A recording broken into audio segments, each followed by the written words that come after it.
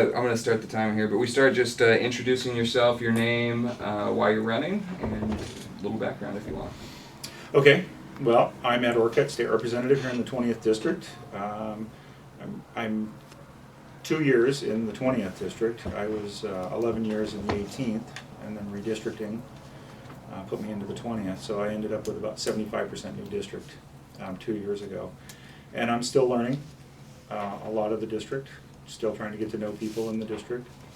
I try to get around to as many places within the district as I can. I got an offer to go out and meet with some educators out at White Pass last fall. Went out and spent an afternoon, evening out there. I think I got out there at 1 o'clock and left about 9:30 when the football game was over. Wow. And I've been here and toured the Centralia School District. Looking forward to getting around and touring some other districts. Got a call from Mossy Rock. Morton has also called. And I'll be planning on going out there and getting around not only to those school districts, but try to get around to every school district within the district. Was out at Rochester 2 years ago. When I was in the 18th, those 11 years, I had 14 districts, school districts. I got around to all of them at least twice, some of them 4 and 5 times. So that's one of the things that I want to do, is to get to know the differences in the school districts, because we've got Eveline School District all the way up to Centralia School District, and actually I've got some in the Tumwater School District. So you've got a wide range in size of school districts within the legislative district, and trying to figure out how to best serve all of those school districts. So when you do something for one, you don't do harm to another. I want to work to improve the economy. I want to bring jobs into this area, into Cowlitz County, into Lewis County, into South Thurston County. I want private sector jobs. I want something that's going to be a sustainable economy, something that is going to make sure that there are jobs here that aren't dependent upon government money, that we'll make something. We'll ship something all over the country, all over the world. And I think that's the way that we improve our city budget, our fire district budgets, our school budgets, our state budget, counties, cities. Everybody benefits when we bring more jobs in. And that's one of my key focuses. Try to protect against tax increases. I think tax increases discourage job growth. Can I reframe it as, when we talk about school districts, and go straight to the contempt finding from the Supreme Court and where the legislature is going to find that money? Oh, you want to talk about McCleary? I do. Yeah. Shocking, right? Yeah, oh, it just totally surprised me. I figured that would be your first question. Well, there's a couple places, I think. One of the things that's happened since the last court case was the legislature has granted more and more authority for the local school districts to raise money locally. And that's why, I think that's a big part of the reason why the state has been found to not be fully funding education or adequately funding education. Because the voters have already supported those, I think we could take a portion of those school district levies, put them into the state levy, and redistribute those out to the schools, and then just reduce how much the local school districts can collect. That helps a lot of school districts in Southwest Washington, and it actually will force basically Seattle and King County to pay a little bit more for school districts down here. So we'll be bringing some money out of King County into Lewis and Cowlitz County, and I think that's one way to do it. It's referred to as a levy swap. Would actually probably save taxpayers in this area a little bit of money, and get more money into those schools. I think that's one way that we do it. And then we're looking at about $3.6 billion more available in the next biennium than we had when we wrote the last biennial budget. And a lot of people don't realize that. People make budget projections, what they think the budget should be for this time around, and say, well, the money's not there, that we have less money than we need. And I'm thinking we've got $3.6 billion more coming in than we did last time. There ought to be a way that some of that money can go to help meet the McCleary decision. Do you think the legislature has an obligation to follow up on the court's order? I'm not so much worried about the court order. I'm worried about what are we really doing. Are we funding education the way we should? I've been concerned for a long time about how much emphasis we have on the local school districts to provide funding. That is very difficult, especially on rural school districts where there's not a lot of industrial development. Industrial development really is where you get the strain taken off your residential property owners. And when you don't have it, that means all the strain is on. So getting some of the strain off of the local school districts, I think, is the right thing to do, regardless of what the court has said. I personally think the court's overstepping its bounds to a certain extent. They came back just before session started this past year with some thoughts on how we should do it, and it seemed to be about increasing taxes. Well, if they want to make decisions as far as how funding is going to be, then they should do exactly what I'm doing, and that's running for a seat in the legislature. I don't think they're in the position to tell us how we allocate funds or how we raise those funds. So I think it's up to us. I think it's our decision in the legislature how we go about doing that. So I'm concerned about the court and the process that they're going through and some of the actions that they've taken. We're going to do our best to make sure that education is fully funded. I'm disappointed in the way the legislature has acted over the last, I've been there almost 13 years, and I've seen the percentage of the budget for education drop. There was one year, I think it was 2006, when we did a supplemental budget, $1.8 billion was added. We were in the middle of a housing boom. We had more money coming in than was expected. And only 18% of the new money was spent on education, and that was higher ed and K-12 combined. And they actually called it an education budget. Well, higher ed and K-12 are about 53-54% of the budget. So if the new money that's coming in, only 18% of it was going there, then they were growing other areas of state government faster than education. Well, that's not putting education first. And that's where a lot of the problem is. I support having a separate education budget. We do it separate for transportation, we do it separate for capital. Why don't we separate education out? It's our paramount duty. Transportation is not our paramount duty. Capital budget is not our paramount duty. Education is. Why is it not a separate budget? Why is it not the first one we do? One of the things that they tend to do, and I've seen them do this, they'll take money out of a fund that's dedicated to education, they'll use it somewhere else, and then they'll say they need a tax increase to fund education. When they did the death tax in 2005, that's what they did. Money that was supposed to be transferred from the state property tax account into education wasn't transferred into education. And so then they said, well, we need the death tax in order to fund education. Well, that's wrong. That's actually funding education last. You don't do it with your first dollar, you do it dependent on new revenue, a new tax increase. And that's the wrong approach. Let's fund education first, then let's see what we got for everything else. And then prioritize after that. And do them in separate budgets, 4 budgets. We can do 3 now, why can't we do 4?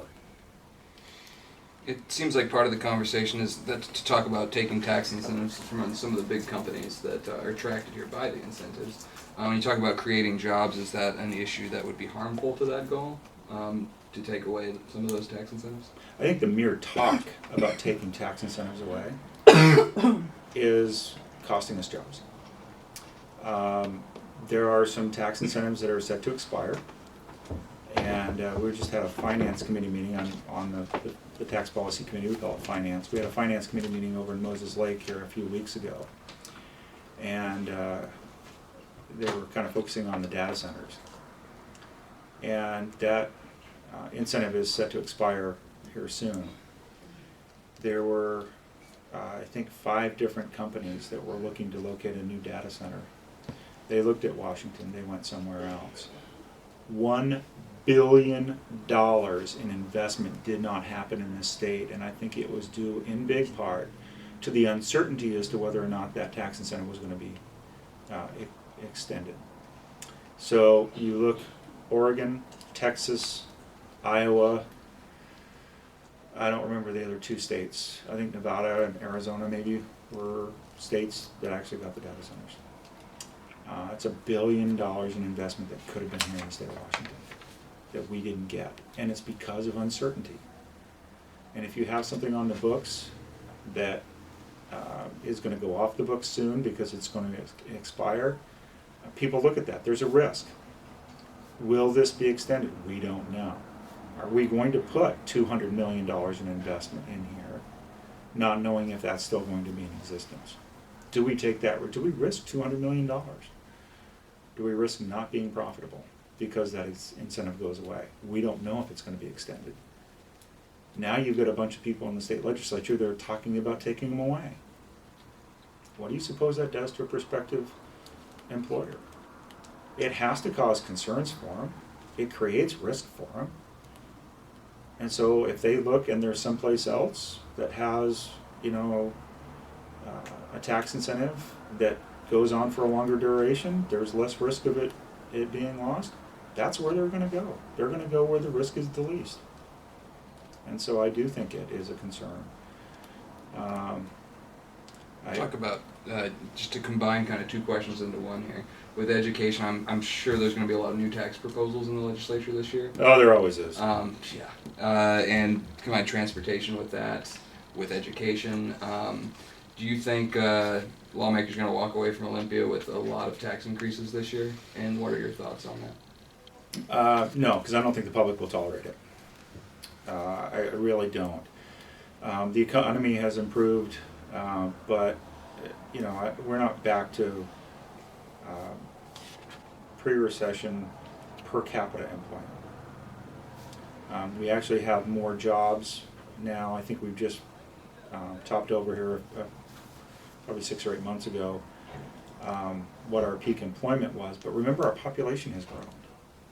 So we needed to do more than just get back to what the pre-recession employment was. We needed to go above it to stay at the same percent as what the population was. So when you add, say, 10% to your population, and that don't quote me on that number, but just as an example, if you add 10%, you should be adding 10% in jobs. And if you haven't added 10% in jobs, you just got back to where you were before, you're behind. We're still behind. We still need to grow our economy. And even though our economy is producing more revenue to our state budget, we're still behind. There's more we can do, there's more we should do, there's more we need to do. Go ahead and continue on that vein. Then, what do we need to do to bring jobs to this district? Oh, I think we need to extend some tax incentives. I think we need to look at some opportunities for other tax incentives. There was an employer located down at the Portland Airport that makes mission equipment for helicopters. They're aerospace jobs. We just extended the Boeing tax breaks from 2024. That's when they were going to expire. We had a special session just to extend them from 2024 to 2040. I don't know why that took a special session to do. But that's a fixed wing. We need to change it to include rotorcraft. And we would take 40 jobs out of Portland and put them in Southwest Washington. And that company would grow another 20 jobs. Aerospace, good paying jobs in Southwest Washington. That's just one small thing that we could do, one tax incentive, and it's a minor change. Nobody is doing it in this state right now with rotorcraft. So it doesn't cost us anything, but it gains us a lot. That's the type of thing that we need to be looking at. Regulations, permitting, they're killing us. In 2010, I sent a letter to Governor Gregoire, asked for a rulemaking moratorium. She granted one. She left a loophole in it so big you could drive the entire Department of Ecology through, and they did. She boasted after a year that there were 270 new rules that didn't get written because of that moratorium. She didn't tell you the other side of the coin. There were 1,400 new rules that still did get written. when there was a moratorium on rule writing. 43 full-time equivalent employees in Department of Ecology alone dedicated solely to rule writing. Another 5 to policy and guidance. That's 48 people whose sole purpose in life is to make it more difficult for our employers to locate here. We need to do something about that. We need a real rulemaking moratorium, one that will give our employers some certainty, that they know, and this doesn't even roll back any old rules, it just says stop making new ones. Give somebody some regulatory certainty. Get them a permit a little bit quicker. I've talked with one particular industry that their fishing catches off the coast of Washington, but their processing facilities are in Oregon. You know why? It takes them 11 months to permit a facility in Oregon. It takes 3 to 5 years to permit it in Washington. And you have to renew the permit every 5 years. Now, if you have to renew a permit every 5 years and it takes 3 to 5 years to get it, you know what happens when you get done getting one permit? You immediately start working on your next one. Perpetual permitting. That's a problem. And that's one of the things that we need to solve. We need people to be able to get their permits quicker.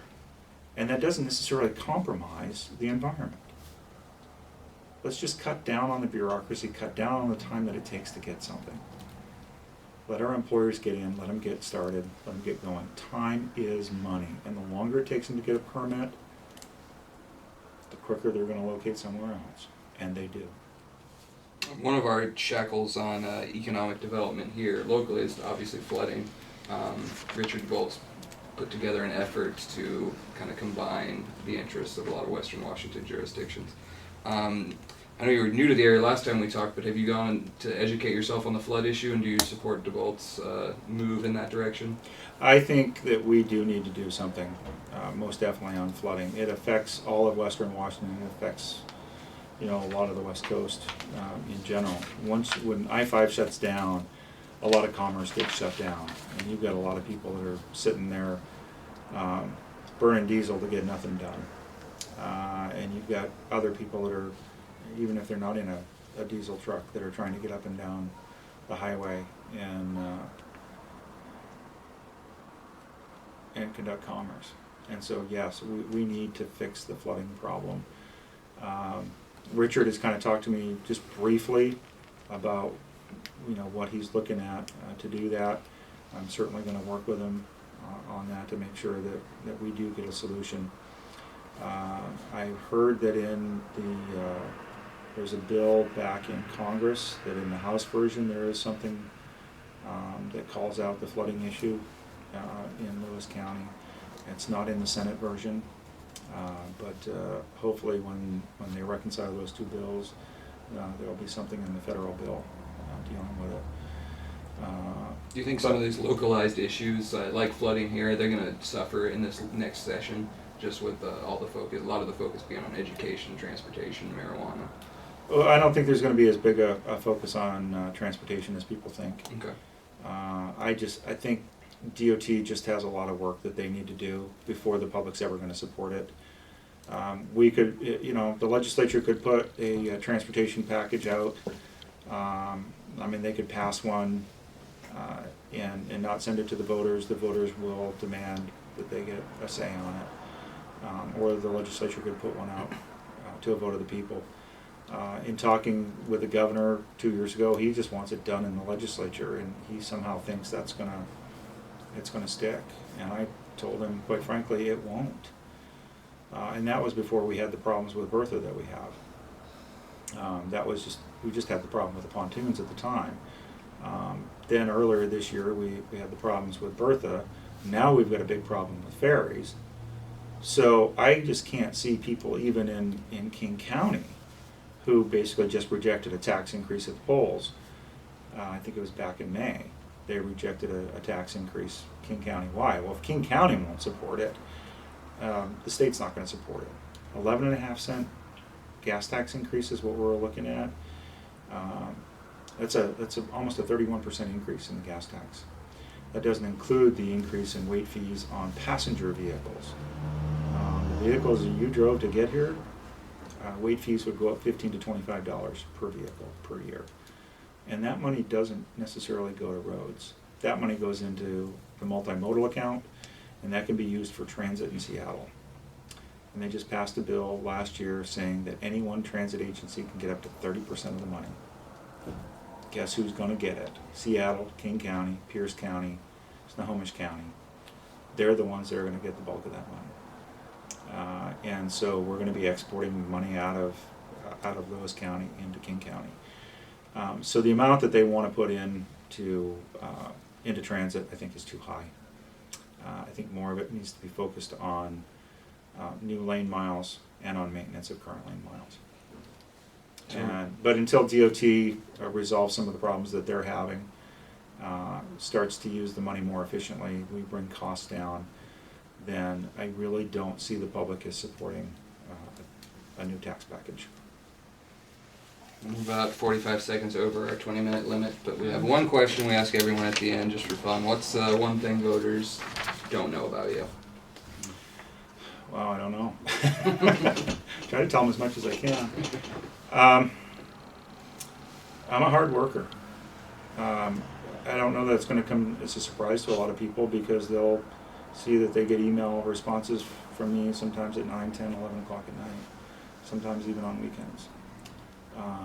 It's just supposed to be a part-time job, and looking at my hours last year, looking at my hours so far this year, for the 2-year biennium, it's going to be the equivalent of a full-time for the number of hours that I put in. And I try to learn as much as I can about as many issues as I can to do my best to represent the citizens of the 20th District on whatever issue comes forward. Any other questions? All right. Well, that's about it. All right?